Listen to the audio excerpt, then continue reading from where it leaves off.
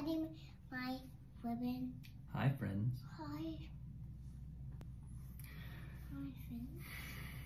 We're back. We're back home, aren't we? We're back home. We were in Crystal Lake for 8 full days. Wonderful time. And we traveled back yesterday, and it was a long trip, wasn't it? Took a long time to get back. Yeah. And we played with ribbons while we were there. We did lots of ribbon tying, didn't we? Tying bows in our hair and around our body and around objects.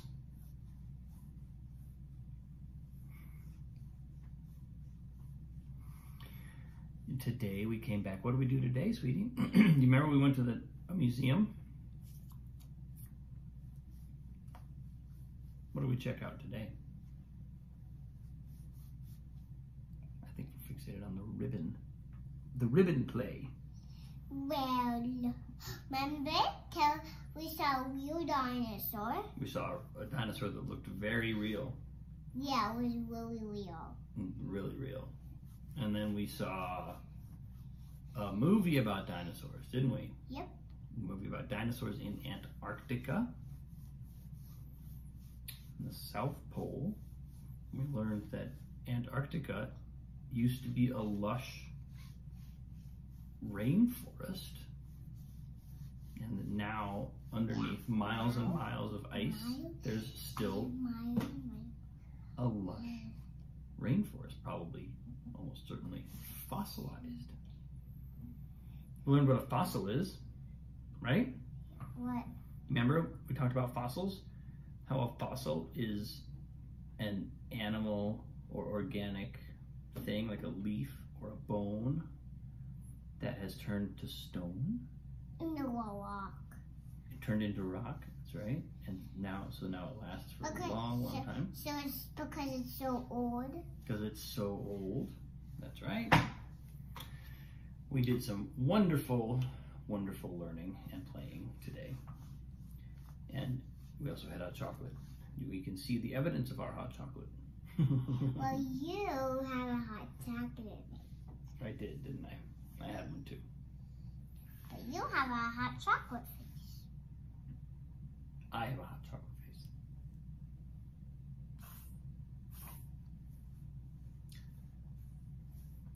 Something that I listened to on the plane yesterday was Sadhguru's book, Inner Engineering, which, again, it's like, it's hard for me to fathom sometimes the density of what his thinking and writing and wisdom transmits, because he writes about, he started a chapter by talking just about the word responsibility, and he basically says enlightenment is responsibility.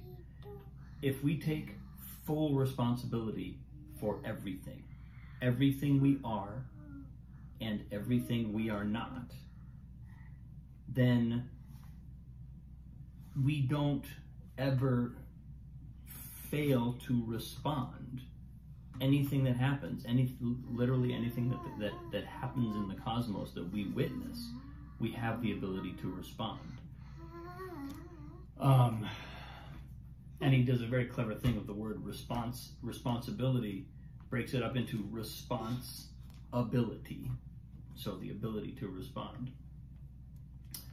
And I was just thinking about that because it really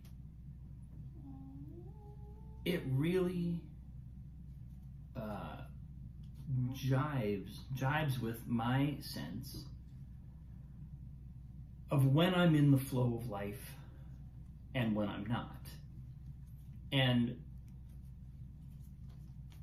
it's so easy. It's so easy to take responsibility in a kind of picking and choosing kind of way. So we choose what to take responsibility for. We come up with very logical, defensible, reasonable boundaries to our responsibility. And after that, after a certain point, we say, okay, well, I'm not responsible for that. And no rational person would tell you, oh, yes, you are. Except for maybe a mystic. maybe a mystical person might tell you, well, that's okay on one level. But actually, our freedom comes from taking responsibility for everything. And this is something that I think one of the reasons it resonates with me so powerfully is because it challenges me, and it very quickly shows up the ways in which I'm not doing that, the places where I kind of draw the line, or the places where I'm selective in assuming responsibility and being fully, wholeheartedly involved in life. One of the things he says towards the end of that chapter is that taking responsibility for the world, taking responsibility for ourselves, is essentially a matter of willingness. Because taking responsibility for the whole world doesn't mean accepting blame for the way the world is, or assigning blame for the way the world is. It simply means I recognize that everything that happens in me as a result of my inner experience or as a result of my outer experience is something for which I am responsible. I am making choices to respond. And how I respond equals my life. How I respond equals my becoming, my spiritual evolution. What am I ingesting? What am I allowing to become part of me? Because on the journey of karma work or karma yoga, there's no line where we get to say, well, this is not my karma. What's up, hon? You want to get down?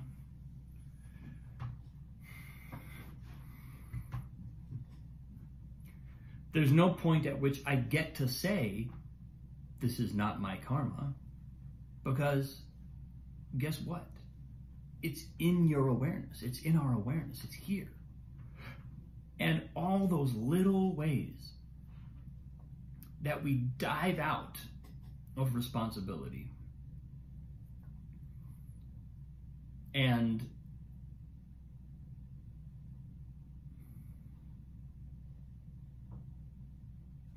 thereby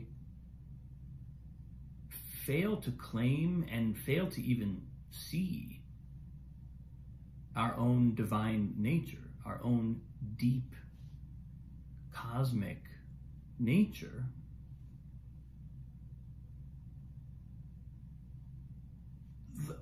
those are the moments where we can actually choose to go the other way, where we can actually choose to be willingly engaged in this moment, rather than at war with it, rather than saying this shouldn't be happening, this person shouldn't be doing this to me, these people shouldn't think the way they do, this situation should be better, should be different, I should be doing something different,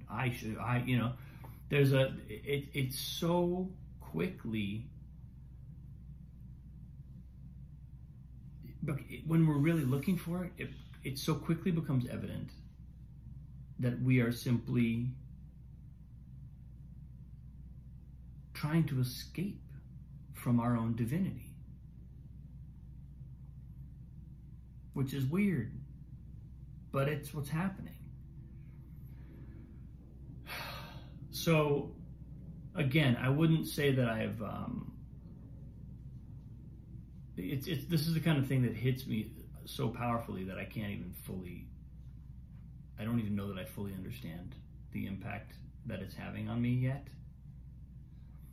All I know is I immediately came back and I had a call with my coach today, and she kicked my ass in a great way, in a very loving and very, you know, she is on my side. But man, you know, there's just stuff for me to look at as far as where I'm going. And this post and this practice and this practice of really taking of living in the knowing that everything is serving me. You know, one of the early insights that really provoked me to do this post and that really animated my energy in the early days of doing this post was the recognition that literally everything is serving me. There's nothing in this world. There's nothing in my experience. There's no moment in my life. There are no people in my life. There are no events, circumstances, etc. in my life that are not serving me. But I might think they aren't from time to time. You know, it's so something. That's why these genuinely kind of this genuine wisdom like this has such a big impact, because it really causes a reframe, not just of like our perspective on a couple things, but of our immediate experience of so much of life. But the fact is, if we want to be in the driver's seat of our life,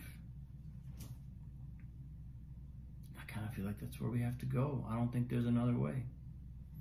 I don't think there's any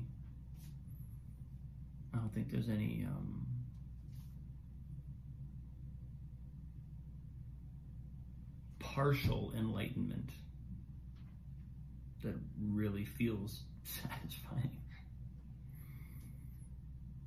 We figured out that we can jump rope with a ribbon, haven't we? Doing a little ribbon jump roping. Wanna watch? I can't. It's tough. No. I'm not trying to. Let's try to jump rope. Should we say bye-bye? Bye. Thanks for watching, folks. Much love. Appreciate you. Oh, Papa, I have a good idea. Yes? Come on. Okay, I'm going to say bye-bye. One thing that is becoming clear is that this post that has now been going on for 582 days, I think, today, is one of the central ways that I'm growing right now, and clarifying what I'm really about. And so anybody who's on this journey with me, I just can't thank you enough. Thank you. I appreciate you. Have a wonderful day.